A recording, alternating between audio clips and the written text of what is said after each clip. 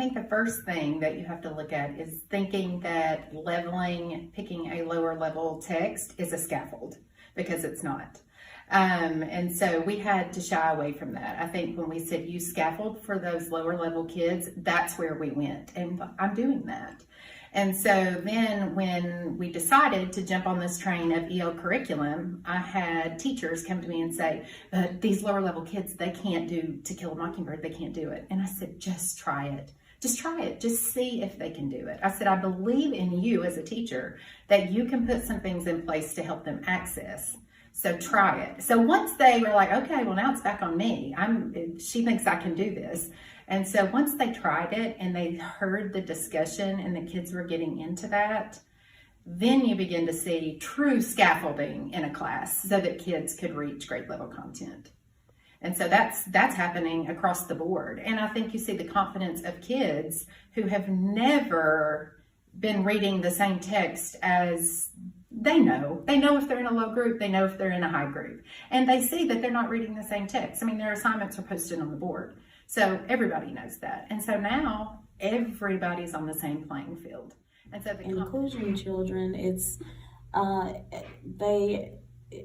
I can see the growth and improvement because they love the text, whereas a few years, before we got on board with Wit and Wisdom, before that, when I would have an inclusion class, they just, they were not interested in reading because, as Julie just said, we chose text that was not as, challenging or at first it seems intimidating to them, but we would not have chosen, would we have chosen this text? No, we wouldn't have. We would have chosen something that we could get through in a day's lesson and move on to the next text the next day.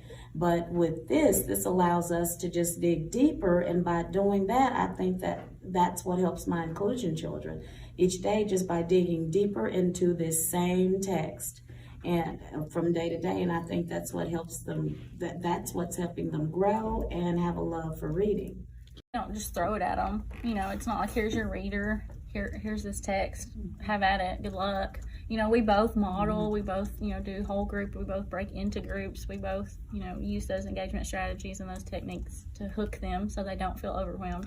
So I think just the scaffolding, obviously. Are there particular scaffolds you find to work best with kids that are a couple grade levels below? I think partner reading's huge, and we do make time. We actually finished reading the chapter that you observed, partner reading. We didn't read the entire thing in the reading area. We finished reading it, partner reading, and I picked the partners. And then small group time helps as well, because you can make sure they're staying on track. And I think too, pulling them and having those lower readers see it before other people, because then it's like, oh, it's a second time for them. They've seen it before, so it's not so new and scary. They've seen it. I think that helps. Exposing them to it before we do it all together, I think helps. Yes, initially I was concerned, and I questioned in my head, how are we all going to be looking at the same text? You're used to differentiating Lexile levels and everything like that.